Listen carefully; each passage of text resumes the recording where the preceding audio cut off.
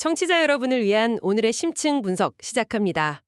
이번 주제는 데이터베이스의 심장이라고도 할 수 있는 SQL 조인, 바로 조인입니다. 네, 데이터를 다루는 분이라면 매일 같이 쓰실 텐데 그 속을 제대로 들여다볼 기회는 사실 많지 않죠. 그래서 오늘 저희는 이 조인의 기본 문법을 좀 넘어서서 왜 특정 조인을 써야 하는지, 그리고 그 선택이 데이터베이스 내부에서 어떤 결과를 낳는지 그 전략적인 측면을 한번 파헤쳐 보려고 합니다. 맞습니다.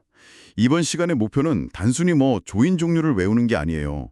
조인 쿼리를 그냥 작성하는 기술자에서 데이터의 흐름 또 시스템의 부하까지 고려해서 최적의 조인을 설계하는 전략가로 나아가는 길을 함께 탐색해 보는 거죠. 아, 기술자에서 전략가로. 네.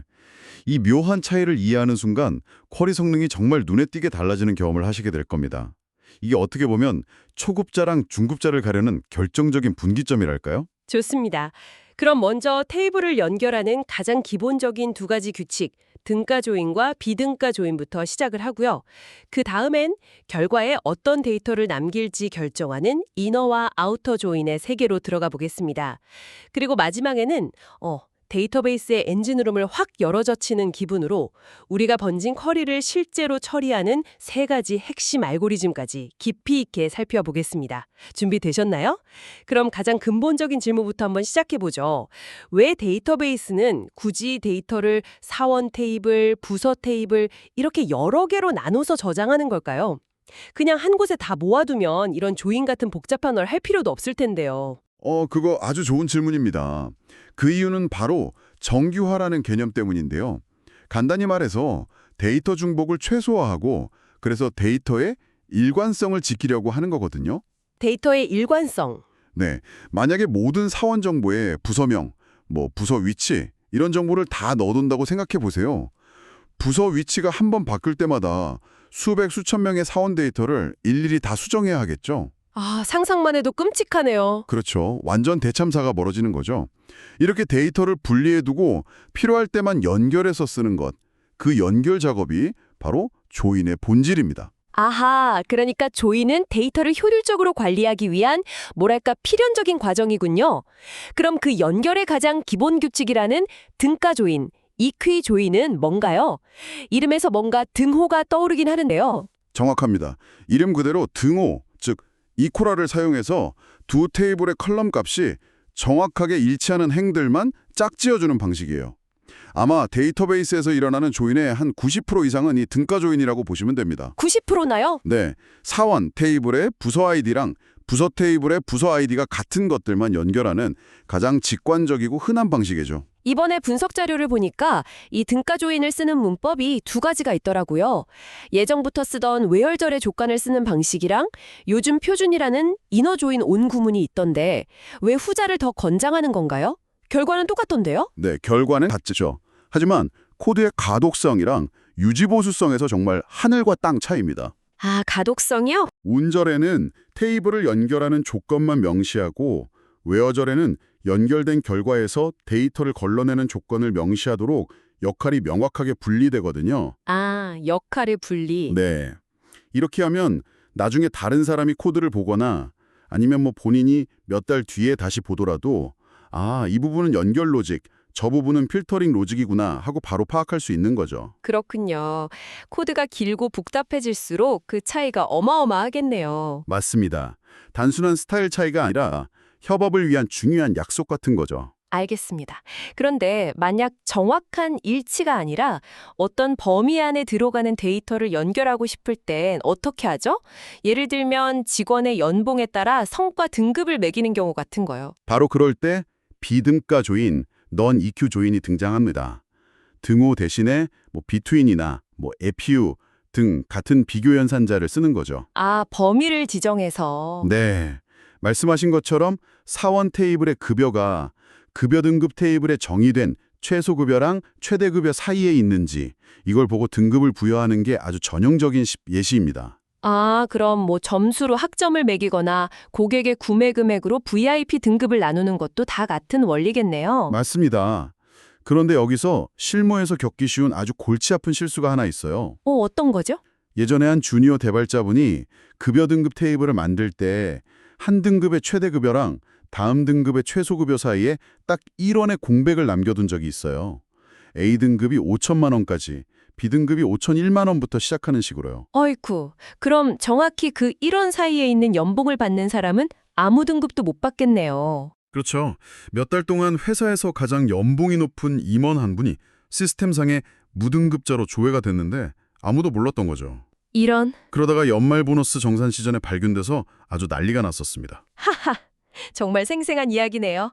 비등가 조인을 쓸 땐 그 경계값을 아주 세심하게 설계해야 한다는 교훈이군요. 네, 맞습니다. 자, 이제 테이블을 어떻게 연결하는지는 알았으니 다음 질문으로 넘어가 보죠. 연결된 결과에서 어떤 데이터를 최종적으로 남길 것인가? 바로 이너 조인과 아우터 조인의 차이죠. 이너 조인은 가장 기본적이고 좀 엄격한 방식입니다. 두 테이블의 교집합이라고 생각하시면 완벽해요. 교집합이요? 네, 조인 조건을 만족하는, 즉 양쪽 테이블에 모두 짝이 있는 데이터만 결과에 포함시키죠.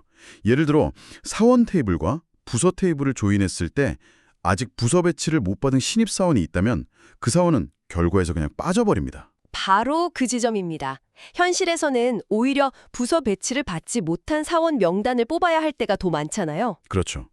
마케팅팀에서는 항상 한 번도 물건을 사지 않은 고객 리스트를 달라고 하고요. 이 교집합만 보여주는 이너조잉으로는 이런 요구사항을 해결할 수가 없겠네요. 정확히 짚으셨습니다. 바로 그 문제를 해결하기 위해 탄생한 게 아우터 조인입니다. 아우터 조인은 한쪽 테이블을 기준으로 다른 쪽에 짝이 되는 데이터가 없더라도 포기하지 않고 일단 결과를 보여줘요. 아, 짝이 없어도요? 네, 그 짝이 없는 부분은 널이라는 값으로 채워서라도 보여주는 거죠. 아하, 그래서 주문 내역이 없는 고객을 찾을 수 있는 거군요. 고객 테이블을 기준으로 레프트 아우터 조인을 걸면 주문을 한 번도 안 한 고객도 일단 명단에 나오고 주문 관련 컬럼들은 전부 널로 표시되겠네요. 그럼 where 주문 ID is null이라는 조건 하나만 딱 추가하면 제가 원하는 리스트를 완벽하게 뽑을 수 있겠군요. 완벽하게 이해하셨습니다. 그게 바로 레프트 조인의 핵심 용도예요. 왼쪽 테이블의 데이터는 하나도 빠짐없이 보여주겠다는 약속이죠. 그럼 라이트 아우터 조인은 그냥 반대인 거고요. 네, 반대로 오른쪽 테이블 기준인데 사실상 테이블 순서만 바꿔서 레프트 조인으로 쓰는 게 생각의 흐름과 일치해서 실무에서는 압도적으로 레프트 조인을 많이 씁니다. 풀 아우터 조인도 있던데요? 아, 그건 양쪽 데이터를 모두 보존하는 건데 보통 두 시스템 간의 데이터를 비교해서 어느 쪽의 데이터가 빠졌는지 확인할 때처럼 좀 특수한 데이터 정합성 검증 용도로 주로 쓰입니다. 그런데 여기서 정말 중요한 함정이 있다고 들었습니다. 아우터 조인을 쓸 때 필터링 조건을 온절에 쓰느냐 웨얼절에 쓰느냐에 따라 결과가 완전히 달라질 수 있다고요. 잠깐만요. 이게 왜 그런지 한번 제가 추측해 볼게요. 맞는지 한번 봐주세요. 오, 좋죠. 한번 설명해 보시죠. 예를 들어 모든 고객과 그들의 10,000원 이상 주문 내역을 보고 싶어서 레프트 조인을 썼다고 가정해 볼게요. 네, 만약 where 주문 금액 10,000원이라고 쓰면 데이터베이스는 일단 모든 고객과 모든 주문을 다 조인해서 큰 테이블을 만들고 그 다음에 where절로 필터링을 하겠죠. 그럼 주문이 아예 없어서 주문 금액이 널인 고객들은 이 필터에서 다 탈락해버리겠네요. 그렇죠. 결국 이너 조인이랑 똑같은 결과가 나오는 거고요. 맞습니다. 하지만 만약 on c.고객 아이디 equal 5.고객 아이디 and 5. 주문 금액 1000이라고 온절의 조건을 넣으면요. 데이터베이스는 조인을 하는 단계에서부터 10,000원 이상의 주문만 고객에게 붙이려고 시도하고 해당하는 주문이 없으면 그냥 널을 붙이겠네요.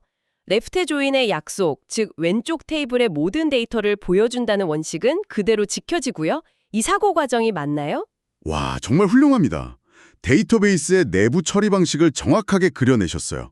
그게 바로 on과 where의 결정적인 차이입니다. on은 연결할 대상을 찾는 조건이고 where는 최종 결과에서 버릴 것을 고르는 조건이죠. 이 차이를 모르면 아우터 조인을 쓰면서도 의도치 않게 데이터를 누락시키는 실수를 저지르기 아주 쉽습니다. 속이 다 시원하네요. 자, 그럼 이제 마지막 단계로 넘어가 보겠습니다. 우리가 조인이라는 명령어를 딱 던지면 데이터베이스 내부 엔진돔에서는 대체 무슨 일이 벌어지는 걸까요? 우리가 쓴 SQL이 실제로 어떻게 돌아가는지 아는 건 성능 튜닝의 첫걸음일 것 같습니다. 맞습니다. 데이터베이스 안에는 옵티마이저라는 아주 똑똑한 지휘자가 있어요. 이 옵티마이저가 테이블 크기, 인덱스 유무, 데이터 분포 같은 통계 정보를 싹 훑어본 뒤에 가장 비용이 적게 될 걸로 예상되는 조인 실행 전략, 즉 알고리즘을 선택합니다. 여기서 가장 중요한 건 이 알고리즘들이 사실상 근본적인 자원 간의 트레이드오프를 나타낸다는 점이에요. 자원 간의 트레이드 오프요? 흥미로운데요? 네, 이렇게 생각하시면 쉽습니다. 데이터베이스가 조인을 할 때 쓸 수 있는 자원은 크게 CPU, 메모리, 그리고 디스크 I/O입니다. 어떤 알고리즘을 선택하느냐는 CPU를 더 써서 정렬을 할 것인가, 소트머지, 메모리를 팍팍 써서 조회용 지도를 만들 것인가, 해시, 아니면 그냥 디스크를 여러 번 읽는 위험을 감수할 것인가, 네스티드 룹 하는 전략적 선택과 같아요. 와, 그렇게 생각하니까 훨씬 더 전략적으로 들리네요. 그럼 가장 단순한 방식인 네스티드 룹 조인부터 한번 보죠. 이건 프로그래밍의 이중 포문과 똑같다고 하던데요. 네, 원리는 아주 간단합니다. 첫 번째 테이블의 행을 하나씩 꺼내서 그 값으로 두 번째 테이블을 처음부터 끝까지 훑으면서 조건에 맞는 걸 찾는 방식이죠. 잠깐만요. 후행 테이블을 매번 처음부터 끝까지 다 읽는다고요? 선행 테이블에 100만 개, 후행 테이블에 100만 개가 있으면 와, 상상만 해도 끔찍한데요? 그렇죠. 그래서 이 방식은 두 가지 조건이 충족될 때만 강력한 힘을 발휘합니다. 첫째, 선행 테이블의 데이터가 아주 적을 때. 그리고 가장 중요한 건데 둘째, 후행 테이블의 조인 컬럼에 인덱스가 있을 때입니다. 아, 인덱스. 네, 인덱스가 있으면 후행 테이블 전체를 훑는 게 아니라 마치 책 뒤에 색인을 보고 해당 페이지로 바로 점프하듯이 필요한 데이터만 콕 집어서 찾아올 수 있거든요. 그래서 온라인 서비스 OLTP 환경에서 효율적이군요. 맞습니다. 주문 번호처럼 특정 데이터 몇 건만 빠르게 조회해야 하는 환경에 아주 적합하죠. 알겠습니다. 그럼 네스티드 루프는 인덱스가 생명이군요. 그런데 만약 조인하려는 두 거대 테이블에 마땅한 인덱스가 없다면 어떡하죠? 그럴 땐 어떤 전략을 쓰나요? 바로 그럴 때 옵티마이저가 고려하는 다음 카드가 솔트 멜즈 조인입니다. 이름 그대로 두 테이블을 조인할 컬럼 기준으로 각각 정렬, 솔트한 뒤에 정렬된 두 리스트를 마치 지퍼를 채우듯 쭉 훑으면서 병합, 멀지하는 방식이에요. 아, 일단 정렬을 해놓으면 그 다음부터는 순서대로 쭉 훑기만 하면 되니까 테이블 전체를 반복해서 읽을 필요가 없겠네요. 맞습니다. 인덱스가 없어도 괜찮고 등가 조인뿐만 아니라 범위로 비교하는 비등가 조인에도 쓸 수 있다는 장점이 있죠. 하지만 세상에 공짜는 없잖아요. 이 방식의 비용은 바로 정렬 작업 그 자체에 있습니다. 아, 정렬하는 데 비용이 드는군요. 네. 대용량 데이터를 정렬하는 건 CPU와 메모리를 엄청나게 소모하는 작업이거든요. 메모리가 부족하면 디스크를 써야 해서 성능이 확 떨어지기도 하고요. 그래서 주로 대량의 데이터를 한 번에 처리하는 야간 배치 작업 같은 데서 유용하게 쓰입니다. CPU를 써서 정렬하는 비용을 치르는 방식이군요. 그럼 마지막으로 대용량 데이터 처리의 끝판왕이라는 해시 조인은 어떤가요? 이건 인덱스도 정렬도 필요 없다고 하던데 이건 거의 마법처럼 들립니다. 맞습니다. 어떻게 그게 가능한 거죠? 분명히 뭔가 다른 비용을 치를 텐데요. 네, 해시 조인의 비용은 바로 메모리입니다. 메모리요? 이 알고리즘은 빌드와 프로브라는 두 단계로 작동합니다. 먼저 빌드 단계에서 두 테이블 중 더 작은 테이블을 통째로 읽어서 메모리에 해시 테이블이라는 아주 빠른 조회용 지도를 만들어요. 일종의 개인 비서가 미리 색인표를 만들어두는 것과 비슷하네요. 아주 좋은 비유입니다. 그 다음 프로브 단계에서는 큰 테이블을 쭉 읽으면서 각 행의 조인키 값을 똑같은 함수에 넣어서 주소를 계산하고 메모리에 만들어둔 해시 테이블에서 해당 주소의 데이터가 있는지 즉시 확인하는 거예요. 정렬도 반복적인 탐색도 필요 없으니 압도적으로 빠르겠군요. 그렇죠. 대용량 데이터 조인에서는 다른 방식들을 압도하는 성능을 보여주죠. 하지만 메모리에 작은 테이블 전체를 올릴 수 있어야 한다는 전제 조건이 붙겠네요. 메모리가 부족하면 이 방식도 쓰기 어렵겠어요. 정확합니다. 그게 해시 조인의 가장 큰 제약 조건이에요. 메모리를 많이 사용하고 또 해시 함수의 특성상 정확한 값이 일치하는 등가 조인에만 사용할 수 있다는 단점도 있고요. 그래서 주로 데이터 분석이나 대규모 리포팅처럼 수억 건의 데이터를 조인해야 하는 환경에서 가장 선호되는 방식입니다. 정말 흥미롭네요. 네스티드 룹, 솔트 머지, 해시. 결국 어떤 자원을 희생해서 어떤 효율을 얻을 것인가에 대한 데이터베이스의 깊은 고뇌가 담긴 알고리즘들이었군요. 맞습니다. 우리가 작성한 단 한 줄의 조인 구문 뒤에는 이처럼 복잡한 데이터 처리 전략에 대한 옵티마이저의 치열한 계산이 숨어 있는 거죠. 자, 그럼 이 모든 내용이 청취자 여러분께 어떤 의미일까요? 이제 SQL의 조인은 단순히 두 테이블을 붙이는 명령어가 아니라 쿼리의 정확성과 성능을 좌우하는 아주 중요한 전략적 선택이라는 걸 실감하셨을 겁니다. 오늘 여정을 한번 정리해보죠.